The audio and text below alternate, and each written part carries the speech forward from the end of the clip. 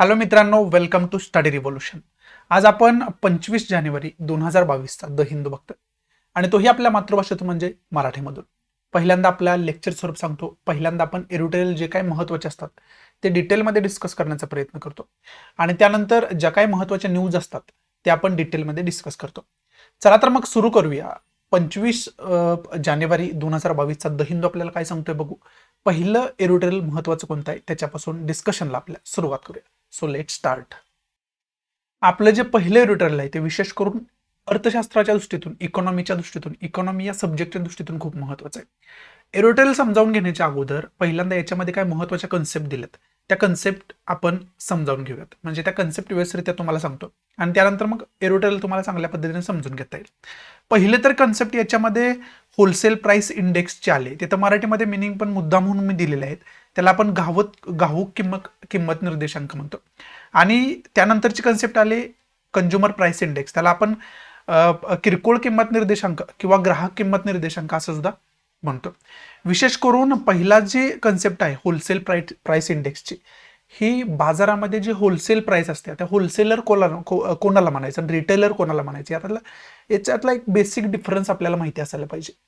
जो होलसेलर असतो, आता विशेष करून छोटे छोटे दुकानदार असतात ना, ते होलसेलर कडून माल खरेदी करत असतात. म्हणजे लॉटमध्ये माल खरेदी करतायत आणि ते किरकोळ किमतीमध्ये ग्राहकांना विकत असतात. म्हणजे होलसेलर जो असतो तो रिटेलरला माल विकत असतो. म्हणजे छोट्या छोट्या दुकानदारांना, छोट्या छोट्या व्यावसायिकांना तो माल विकत असतो आणि छोटे जे व्यावसायिक असतात ते ग्राहकांना डायरेक्ट माल विकत असतात. मग जो होलसेलमध्ये लॉटमध्ये माल विकतोय त्याला आपण होलसेलर म्हणतो आणि जो ग्राहकाला डायरेक्ट माल जसा ग्राहकाला पाहिजे त्या प्रमाणात विकतो त्याला आपण रिटेलर म्हणतोय. मग ही जी होलसेल प्राइस इंडेक्सची जी काय कन्सेप्ट आहे ना, याच होलसेल प्राइसवरती डिपेंड आहे. होलसेल प्राइस कशा पद्धतीचा आहे त्याच्यावरून हा होलसेल प्राइस इंडेक्स काढला जातो. त्याला आपण घाऊक किंमत निर्देशांक असं संबोधतो. मग याच्यामध्ये विशेष करून होलसेलवरती सगळा फोकस दिला या कन्सेप्टमध्ये. आणि होलसेल प्राइस इंडेक्समध्ये गुड्स अँड सर्व्हिसेस कन्सिडर केल्या जात नाहीत. तर होलसेल प्राइस इंडेक्समध्ये फक्त गुड्स कन्सिडर केला जातो, मालाला फक्त महत्व दिलं जातं. आणि तशाच पद्धतीनं जर कंझ्युमर प्राइस इंडेक्सकडे तुम्ही आला तर कंझ्युमर प्राइस इंडेक्स म्हणजे ग्राहक किंमत निर्देशांक किंवा किरकोळ किंमत निर्देशांक असं त्याला आपण म्हणू शकतोय.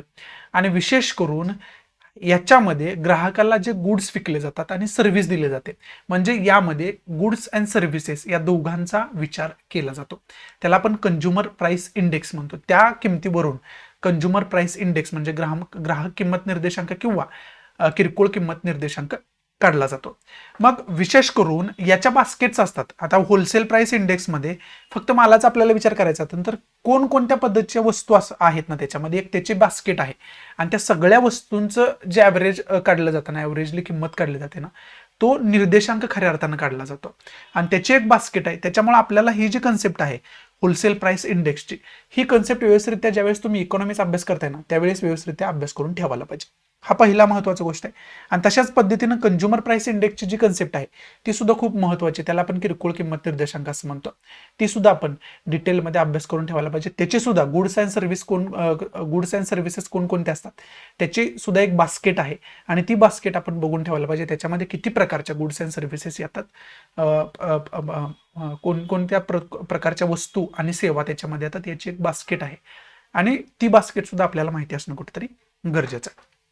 हे थोडक्यात. आता इथं डिटेलमध्ये तुम्हाला मी हे सांगू शकत नाही कारण त्याच्यावरतीच मग टोटल लेक्चर आपल्याला टाइम आपल्याला द्यावं लागेल. त्याच्यासाठी याच्यावरती जमलं तर मी वेगळं इकॉनॉमीच्या ज्या महत्त्वाच्या कन्सेप्ट न्यूजमध्ये असतात त्याच्यासाठी एक वेगळं लेक्चर मी करंट बेस्ड इश्यूच्या आपल्या प्लेलिस्टमध्ये बनवत जाईन. त्याची चिंता तुमच्या मनामध्ये नसावी.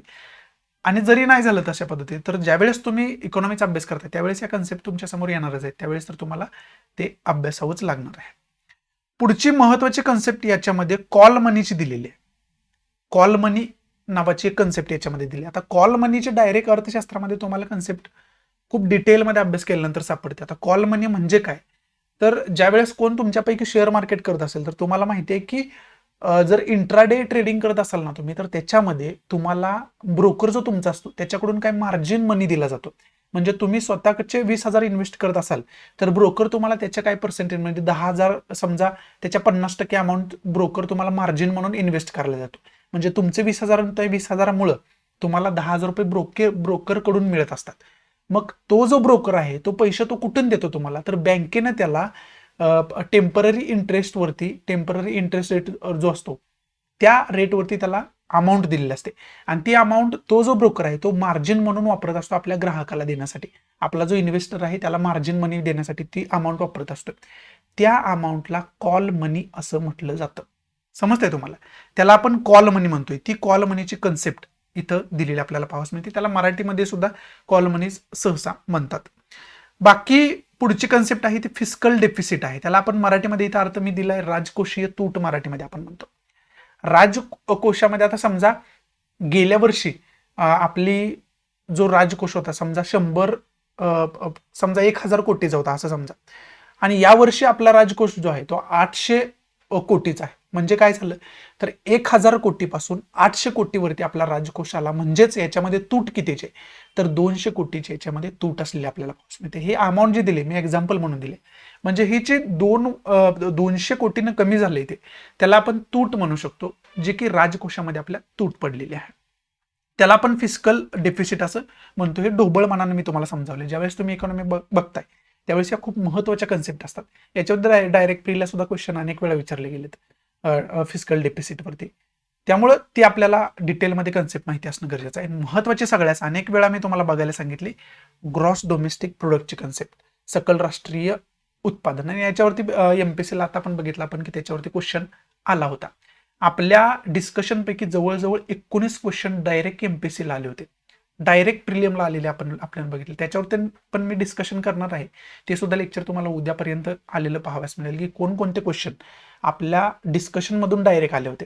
त्याच्यावरती सुद्धा मी डिस्कशन म्हणजे जवळजवळ 200 मार्काचा पेपर असतो तो, आणि 200 पैकी 38 मार्क तुम्हाला डायरेक्ट मिळाले असते. म्हणजे जर तुम्ही रेग्युलरली द हिंदू आपल्या डिस्कशन फॉलो करताय, रेग्युलरली जे मी सांगतोय ते करताय तुम्ही, तर करंट बेसवरती जे क्वेश्चन आले होते ते तर आलेच असते तुम्हाला. त्याचबरोबर सब्जेक्टिव्ह मॅटरमध्ये सुद्धा क्वेश्चन आपल्याला डायरेक्ट मी जे तुम्हाला बघायला सांगितलं त्याच्यावरती डायरेक्ट क्वेश्चन विचारले गेले होते. त्यामुळे तशा पद्धतीने तुम्ही अभ्यास केला असेल त्याला जे MPSC करणारे विद्यार्थी आहेत आपले त्यांना 100% बेनिफिट काय झाला असेल ते लेक्चरमध्ये सुद्धा मी सांगितल्यानंतर तुम्हाला समजून घेता येईल. आता इथं ग्रॉस डोमेस्टिक प्रोडक्टची कन्सेप्ट दिली, त्याला आपण सकल राष्ट्रीय उत्पादन असं म्हणतो. एका वर्षामध्ये देशाचे एकूण उत्पादन जे सर्व्हिसेस मधलं आहे आणि गुड्स मधलं आहे ते एका वर्षाचं एकूण उत्पादन जे असतं त्याला आपण सकल राष्ट्रीय उत्पादन असं म्हणतो.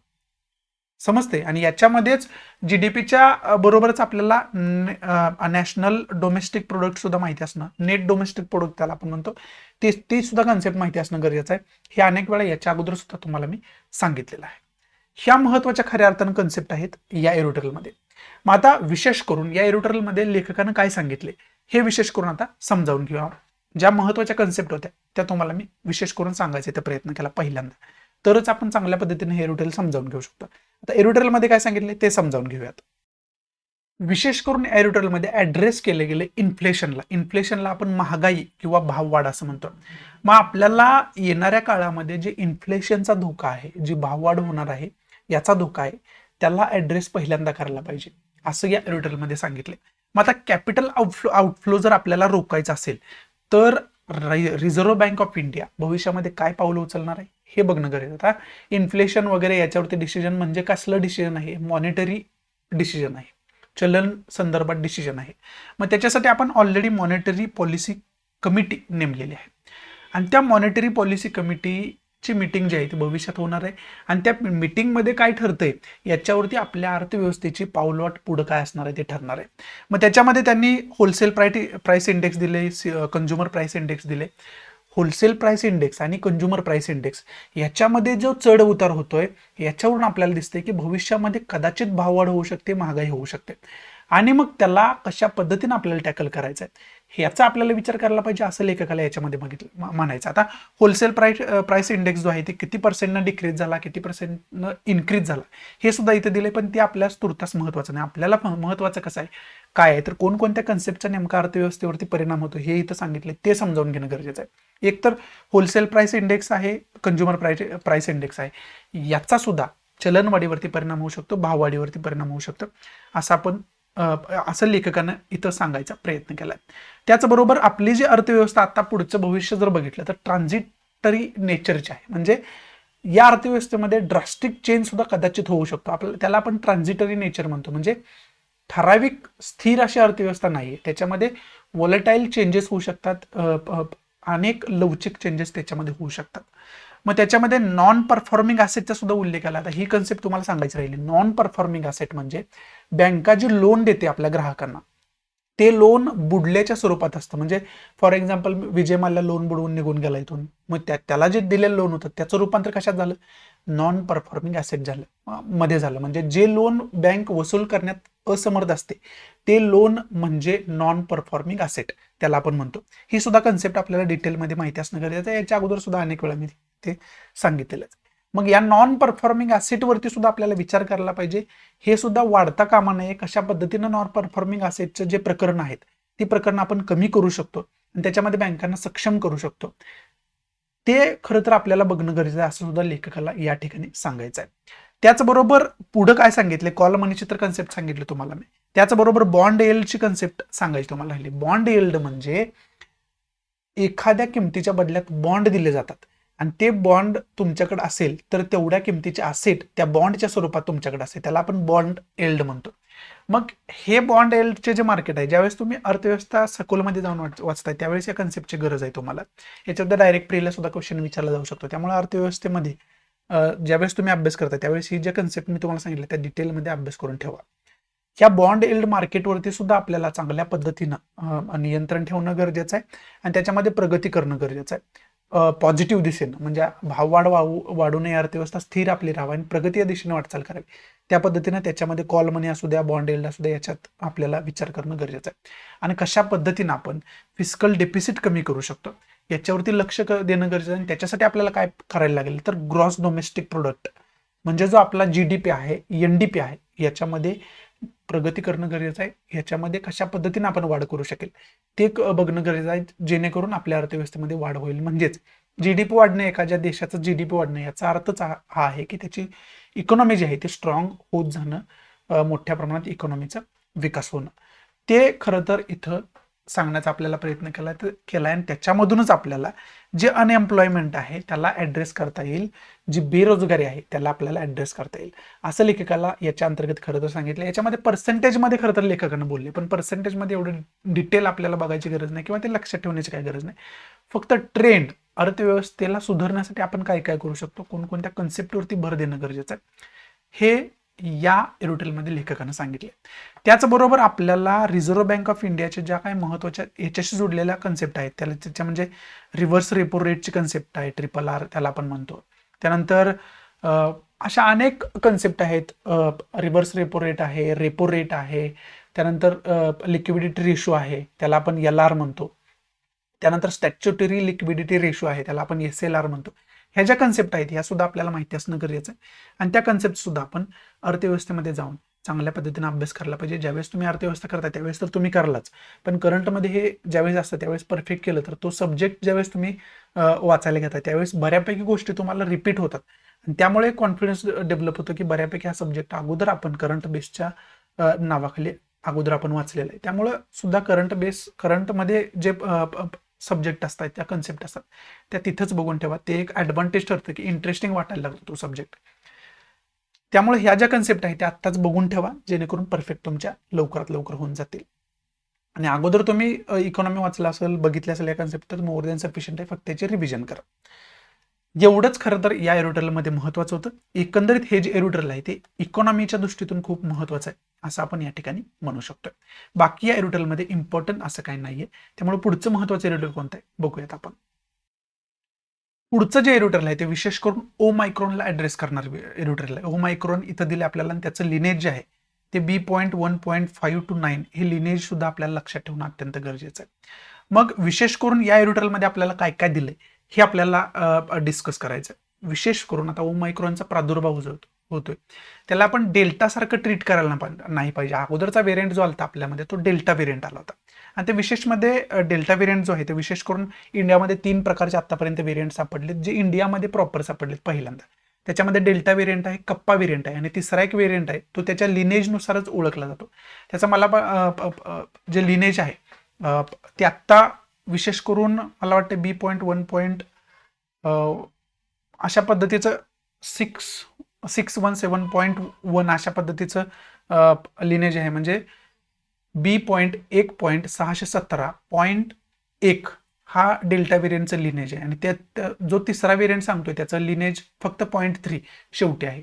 बाकी B.1.617 म्हणजे B.1.617.3 असा तो तिसरा व्हेरियंट आहे. त्यामुळे डेल्टा व्हेरियंट, कप्पा व्हेरियंट आणि जो तिसरा आता तुम्हाला लिनेज सांगितलं 0.3 फक्त फरक आहे त्याच्यामध्ये, त्या व्हेरियंट विषयी डिटेलमध्ये आपल्याला माहिती असणं गरजेचं आहे. 3 प्रकारचे व्हेरियंट इंडियामध्ये सापडलेत. त्याच्यामधले डेल्टा व्हेरियंट जो आहे तो खूप जास्त सिव्हिअर मानला गेला होता. त्याच्यामध्ये जास्त आपल्याला संकटांना सामना करावा लागला. परंतु डेल्टा व्हेरियंटच्या दृष्टीतून आपण ओमायक्रॉनला ट्रीट करायला नाही पाहिजे असं एरोडेलमध्ये सांगितलं. कारण ओमायक्रॉन जो आहे तो डेल्टा व्हेरियंटपेक्षा 3 ते 4 पटीनं जास्त संसर्गजन्य आहे, जास्त लवकर पसरणारा तो आहे. फक्त त्याचे जे सिम्पटम्स आहेत ते माइल्ड सिम्पटम्स आहेत. कोणाला? ज्यांनी 2 वॅक्सिन कंप्लीट केलेले आहेत आणि ज्यांना बुस्टर वॅक्सिनची गरज आहे त्यांनी बुस्टर वॅक्सिन घेतले, अशा लोकांना जरी ओमायक्रॉन झाला तर त्यांची त्याच्यामध्ये डेथ होण्याचे जे पर्सेंटेज आहे ते खूप कमी प्रमाणात आहे. त्यांना माइल्ड सिम्पटम्स जाणवतात, खूप कमी प्रमाणात सिम्पटम्स जाणवतात, जे ऑटोमॅटिक आठवड्याभरामध्ये ठीक सुद्धा होतात. असे बऱ्याच पेशंटमध्ये बघितले गेले. त्यामुळं ओमायक्रॉन जो आहे तो मृत्यूला आमंत्रण देणारा जरी नसला तरी तो ट्रान्समिसिबल जास्त आहे, म्हणजे जास्त संसर्गजन्य आहे, जास्त लवकर पसरणारा तो व्हेरियंट आहे. त्यामुळे तशा पद्धतीनं आपल्याला त्याला टॅकल करायला पाहिजे असं लेखकानं या एरोडेलमध्ये सांगायचा प्रयत्न केला. आणि बाकी गोष्टी ज्या सांगितल्या, आता साऊथ आफ्रिकेनं कशा पद्धतीने याला टॅकल केलं त्या पद्धतीनेच आपण करायला पाहिजे. त्यांचा जो रूट होता तोच आपण फॉलो करायला पाहिजे. कारण पॉप्युलेशन डेन्सिटी जी आहे ती 2 कंट्रींचा विचार केला तर सेम बऱ्यापैकी साम्य त्याच्यामध्ये आढळतं असं या एरोडेलमध्ये लेखकानं सांगायचा प्रयत्न केला. जर तुम्ही कोणताही अनुभव न घेता कोणताही अभ्यास न करता जर स्ट्रॅटेजी डेव्हलप करत असाल आणि त्याच्यावरती चालायचा प्रयत्न करत असाल तर मग तुम्ही डोळं झाकून चालताय, कुठेही ठेचकळू शकताय, पडू शकताय, अशा पद्धतीने इनडायरेक्टली लेखकाला सांगायचं. म्हणजे ऑलरेडी साऊथ आफ्रिका या फेजमधून गेलेला आहे आणि त्यांनी यशस्वीरित्या याच्यामध्ये बऱ्यापैकी टॅकल करण्याचा प्रयत्न केला. त्यामुळे त्यांची काय स्ट्रॅटेजी असेल ती आपली स्ट्रॅटेजी आपण विचार करून करायला पाहिजे. त्याचबरोबर त्यांच्याकडून सुद्धा आपण काहीतरी शिकायला पाहिजे. असा एक वेगळा व्ह्यू लेखकानं या एरोडेलमध्ये देण्याचा प्रयत्न केला. बाकी टेस्ट, ट्रेस, आयसोलेट, ट्रीट अशा प्रकारचं जे काय आहे त्याच्यासाठी आपण काय करू शकतो, हा प्रोटोकॉल असायला पाहिजे आपल्या ओमायक्रॉन पेशंट्स किंवा कोविड-19च्या पेशंट्सला टॅकल करण्यासाठी. त्याचबरोबर रुरल एरियामध्ये, सेमी अर्बन एरियामध्ये कशा पद्धतीने आपण हॉस्पिटॅलिटी पुरवू शकतोय कोविड-19च्या धर्तीवरती त्याचा आपण विचार करायला पाहिजे. आणि याच्या अगोदर पास्टमध्ये आपण हेल्थ सेक्टरमध्ये ज्या काय कमी बघितल्या त्या कमी कशा पद्धतीने आपण पुऱ्या करू शकतो त्याच्यावरती आपल्याला भर द्यायला पाहिजे असं लेखकाने या ठिकाणी सांगायचा प्रयत्न केलाय. बाकी या एरोडेलमध्ये असं काही नाही, फक्त डिझास्टर मॅनेजमेंटच्या दृष्टीतून याच्याकडे आपल्याला बघायला पाहिजे. जर याच्यावरती डिझास्टर मॅनेजमेंटच्या दृष्टीतून क्वेश्चन विचारलं गेला, कोविड-19च्या धर्तीवरती जर तुम्ही काय प्रिकॉशन्स घ्याला असं विचारलं गेलं तर आपल्याला 5 ते 6 पॉईंट लगेच तिथं सांगता यायला पाहिजे. आन्सर त्याचं लगेच आपल्याकडे रेडी पाहिजे. त्याच्यासाठी अशा प्रकारचं एरोडेल आपल्याला डिस्कस करणं गरजेचं होतं, त्यामुळे मी डिस्कस केले. आजच्या द हिंदूमध्ये खऱ्या अर्थाने हे 2 महत्त्वाचे एरोडेल, त्याच्यामध्ये सगळ्यात महत्त्वाचं एरोडेल जे होतं ते याच्या अगोदर आपण डिस्कस केलेलं अर्थव्यवस्थेच्या दृष्टीतून ते महत्त्वाचं होतं, त्यामुळं ते डिस्कस केलं. आणि काय कारणास्तव इरेग्युलरिटी खूप या आठवड्यात झाली, गेल्या 2 दिवसात सुद्धा मी द हिंदू अपलोड करू शकलो नाही.